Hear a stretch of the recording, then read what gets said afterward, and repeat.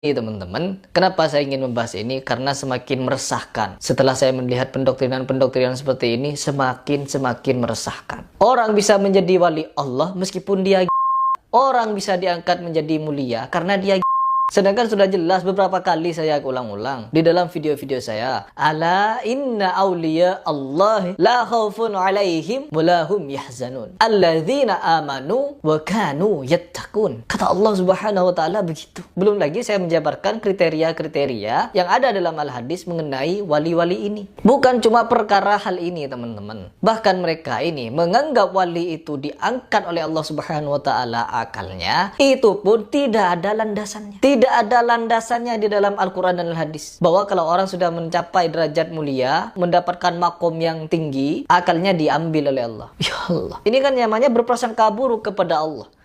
Orang menjadi wali, saking walinya, jadi seperti ini, teman-teman.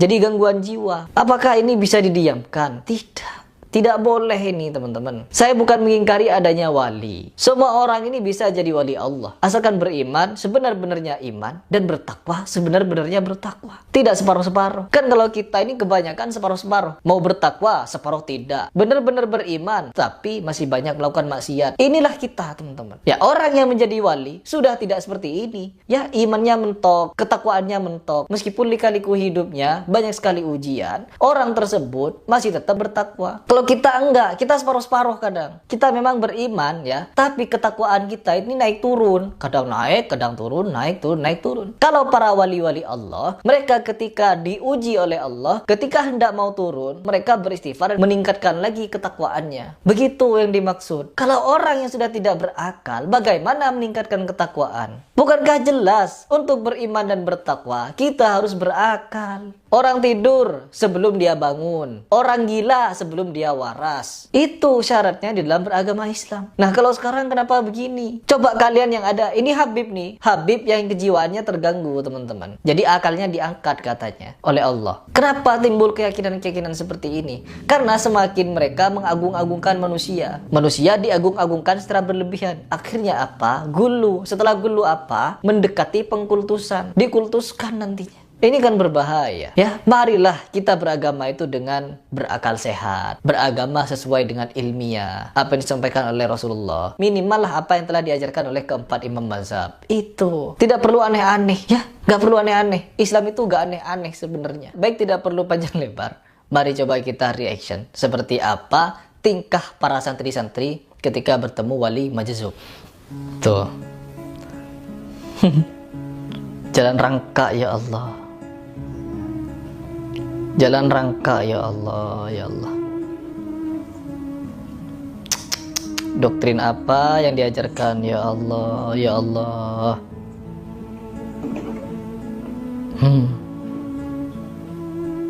Allah, membungkuk-bungkuk ya, rukuk-rukuk sampai. Saya ketemu dengan wali seperti ini, 10 orang depan saya tidak akan membungkuk. Saya tidak akan jalan rangka, teman-teman. Apalagi sampai cium-cium tangan seperti ini. Ya Allah. Cium tangan sama orang... Cium tangan itu kepada orang yang waras. Cium tangan kepada guru kita itu boleh. Meskipun ada perbedaan pendapat antara para ulama masalah cium tangan. Cium tangan setidaknya jangan kepada orang yang seperti ini. Cium tangan itu kepada orang tua kita, ya, kepada ibu kita, kepada guru, ya. Guru yang waras maksudnya. Gak perlu sujud-sujud, merangkak-rangkak. Gak perlu. Ajaran siapa ini? Mulai kapan para sahabat merangkak-rangkak di depan Nabi Muhammad? Coba, kalian yang faham sirah nabawiyah, kalian yang faham sejarah para sahabat yang hidup dengan Nabi, coba, di kisah mana ada para sahabat dari Abu Bakar, Umar, Utsman, Ali, sampai semua sahabat ketika bertemu Nabi, merangkak-rangkak cium tangan Nabi? Gak ada. Kalau gak mau ke Nabi, kepada Hasan Hussein, cucunya Nabi, ada gak seperti itu? Gak ada. Ini dalil mana yang dipakai? Sampai-sampai santri disuruh rangkak-rangkak. Sampai-sampai merangkak-rangkak. Allah. Lanjut dulu.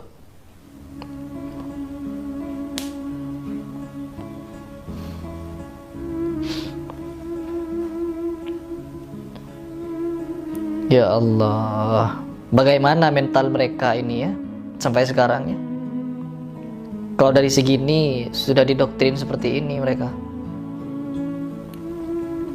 Bagaimana cara menyadarkan mereka ya, kepalanya itu? Menyadarkan kepala-kepala mereka dari doktrin seperti ini. Allah. Muhibbinnya wali majzub.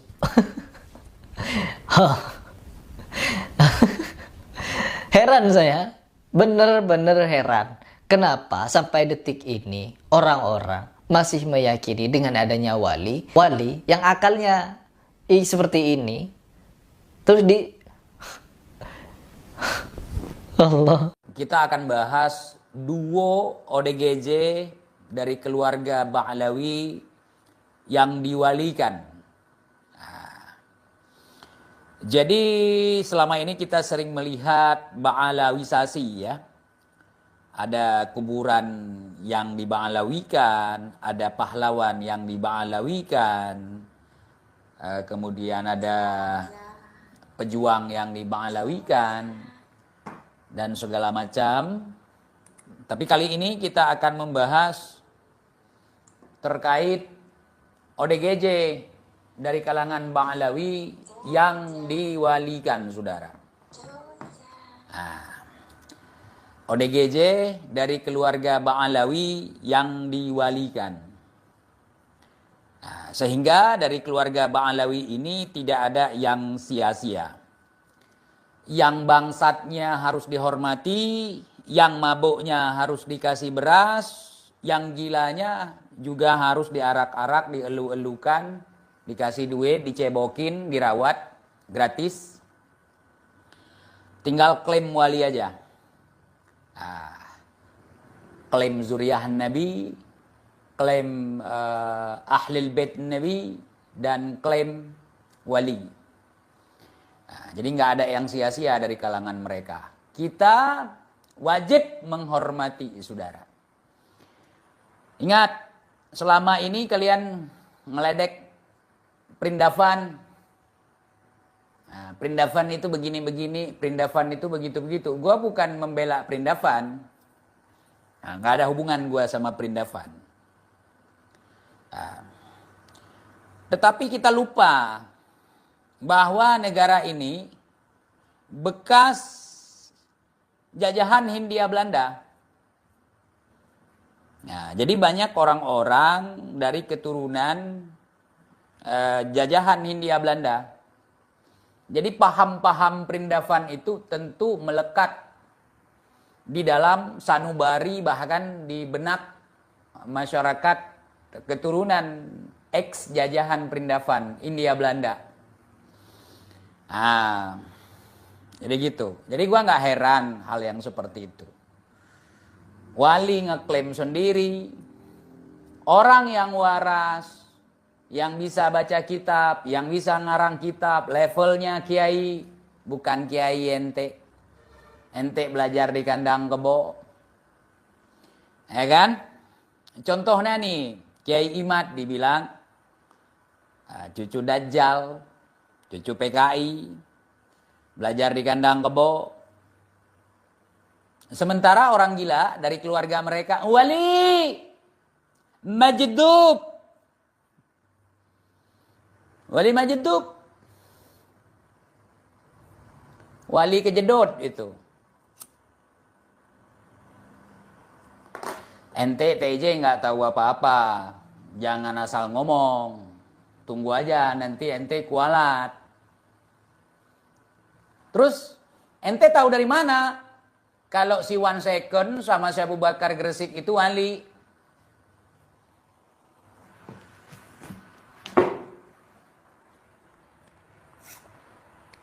Wali.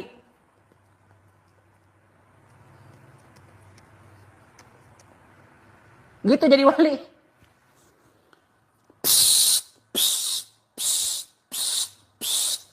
Coret mobil, coret muka anak gadis orang, wali. Mukibin dari Aceh, sadarlah kalian. Coba tunjukkan ke saya. Di Aceh itu orang gila yang jadi wali siapa? Saya memang orang gila, tapi bukan ODGJ, apalagi wali. Cuman kalau saya ngaku-ngaku wali, diakui sama keluarga saya dan juga pengikut saya gitu, jadi wali gitu.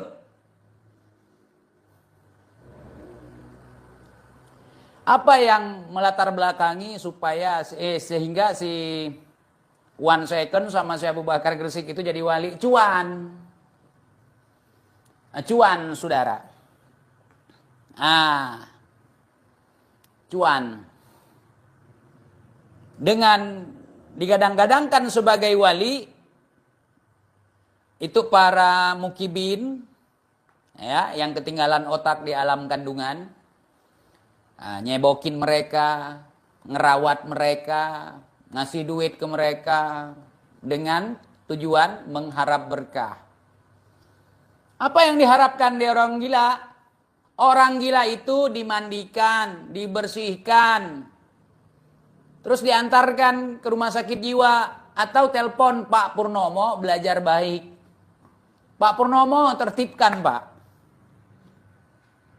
Makanya muncul orang-orang baik, ya kan, di Pulau Jawa yang mereka betul-betul ingin membantu ODGJ yang berkeliaran di jalan gitu.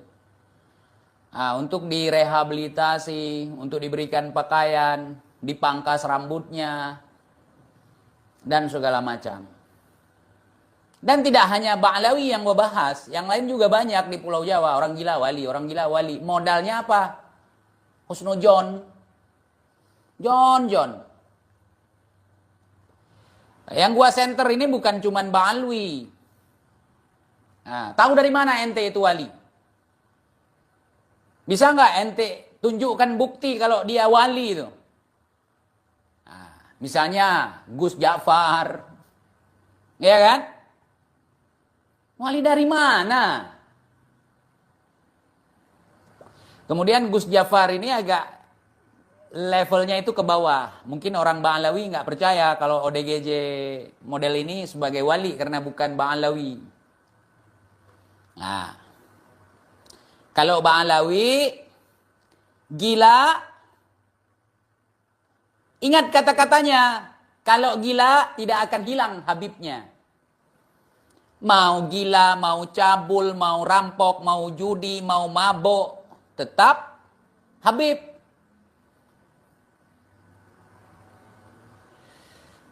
Kalau di tempat kami, Habib itu orang yang memiliki ilmu pengetahuan tentang agama, orang yang alim, orang yang dicintai dan juga mencintai. Itu dipanggil Habib, nggak cuman Ba'lawi. Orang yang kita cintai dan juga mencintai kita, Habibi, kekasihku. Gitu, Kibin. Kalian pastikan si One Second sama si Abu Bakar ini wali di mana? Orang gila memang nggak boleh kita bully, nggak boleh kita hina. Justru perilaku kalian itu yang menimbulkan hinaan, cacian, bulian kepada orang-orang gila dari kalangan kalian gitu. Mau sampai kapanpun kalian bilang itu wali, mau dia bisa terbang, bisa begini, bisa begitu, gue kagak percaya. Wali klaim sendiri. Yang mengetahui kewalian seorang wali adalah wali itu sendiri, sesama wali, dan juga Allah Subhanahu wa Ta'ala. Joko Kendil dianggap wali. Nah itu, wahai saudara-saudaraku yang ada di Pulau Jawa, bukan kami lebih baik dari antum-antum semua, dari panjenengan. Itu tugas panjenengan, bukan tugas saya sebenarnya. Gampang sekali jadi wali. Jadi cerita-cerita dongeng seperti itu sering dimunculkan oleh saudara-saudara kita yang ada di Pulau Jawa. Tidak hanya orang Jawa. Dan tidak semua orang Jawa seperti itu. Kadang ada orang Jawa juga curhat ke gue. Muak dengan penampakan yang seperti itu. Ada keran, ada pipa PDAM bocor, tiba-tiba jadi air garomah. Pasang kotak amal di situ, ada panitianya, langsung bagi-bagi bawa jerigen gitu. Jangan begitu kawan. Negara udah 78 tahun, 78 apa 79 tahun merdeka udah. Ngapain gaya-gaya inlander, gaya-gaya jajahan Hindia Belanda itu masih dikembangkan. Sudah saatnya kita berpikir ajaran Rasulullah itu sudah tersebar seluruh Nusantara ini. Kita bebaskan diri kita dari perbudakan, dari klaim jahiliyah, dari pemikiran jahiliyah. Bukan kita nggak percaya karamah, bukan kita nggak percaya wali. Pelajari dulu karamah itu seperti apa, tanda-tanda kewalian itu seperti apa. Ini ODGJ ngerokok cascus-cascus jadi wali. Jangan-jangan yang dibilang di Tarim itu semua wali itu, model-model begitu juga. Keluarga sendiri klaim gitu. Akhirnya semua jadi wali gitu. Nggak ada yang bukan wali gitu.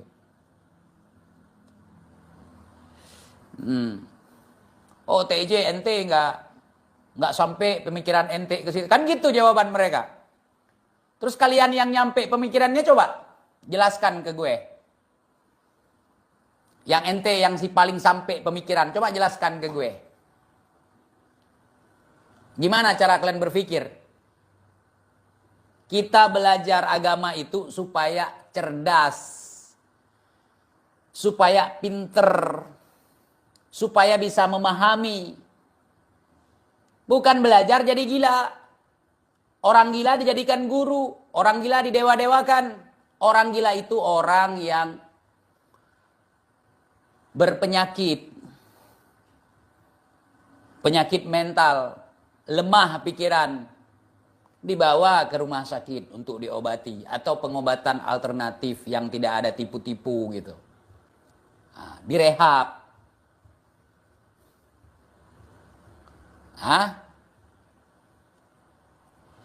Mau sampai kapan kayak gitu? Pemandangan itu yang sering gua lihat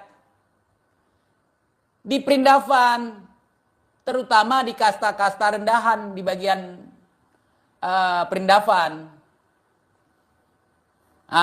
Terlepas dari kepercayaan mereka, cuci muka pakai kencing sapi, berendam dalam bak tai sapi, ODGJ diarak-arak, disentuh ujung kakinya, ya. Kalian bilang setiap hari TIJ itu orang Aceh itu keturunan Perindavan. Coba cek sejarah. Wilayah mana saja yang diklaim sebagai wilayah Hindia Belanda.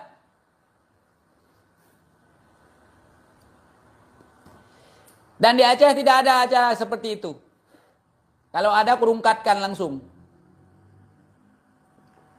Di sana tiba-tiba ada nabi. Dapat wahyu di Bogor. Tiba-tiba ada perempuan ngaku Jibril. Ada pengikutnya lagi. Ini mohon maaf teman-teman di Pulau Jawa, gue bukan rasis di sini. Tetapi kenyataan hari ini, dan tidak semua orang Jawa percaya dengan hal itu. Dan tidak semuanya pelaku-pelakunya itu orang Jawa. Ada juga yang orang Tarim misalnya.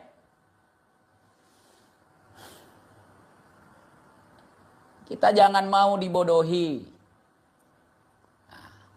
Ya kan? Orang tidak ada yang mau dibodohi. Kenapa dia mau dibodohi? Karena dia memang bodoh. Ketika diingatkan malah marah kepada yang mengingatkan.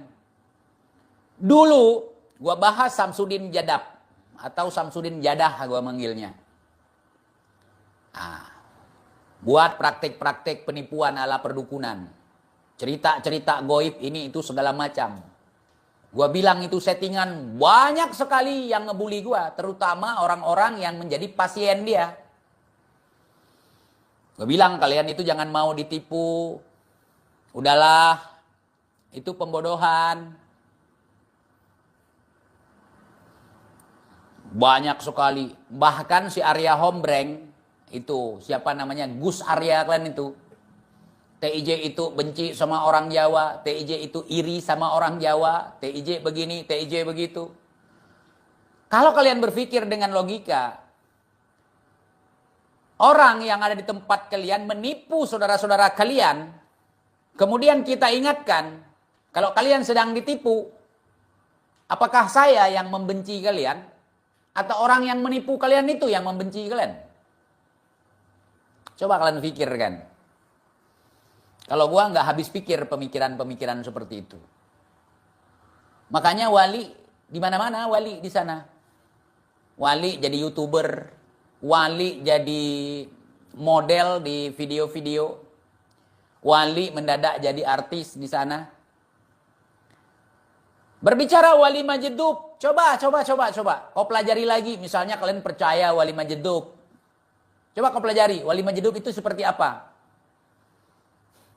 Dia akan disembunyikan, tidak dibiarkan berkeliaran, tidak dibiarkan orang-orang ataupun punya pengikut gitu yang selalu berada di sekitar dia. Ya. TIJ, ente berani kali vonis 1 second sama Syekh Abu Bakar ini orang gila. Memang orang gila. Tetapi bukan untuk dibully, bukan untuk dicaci, untuk diobati. Ini misi penyelamatan, bukan misi menghancurkan sehancur-hancurnya, bukan. Tuh orang gila dirawat baik-baik, dibawa ke rumah sakit. Tapi kan nggak bisa menghasilkan duit. Nah, di situ masalahnya. Dengan kehadiran orang gila ini, jangan menghadirkan orang-orang gila yang lain yang percaya kewalian dia. Modalnya husnudzon aja. Udahlah John. Nggak usah kau berak ke telinga aku. Nggak usah. Coba. Pikir. Wali begini, wali begitu. Nih kalian nih orang-orang Jawa. Marah nggak kalau aku bilang begitu? Di Pulau Jawa banyak yang begituan.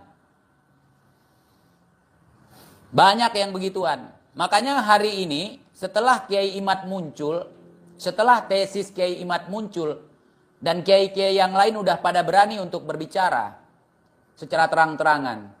Disitulah kalian kalang kabut kan. Ternyata selama ini banyak kejadian seperti itu, fenomena seperti itu. Dan itu tujuan saya dari dulu membahas seputar konten-konten pentololan, penggoblokan seperti itu.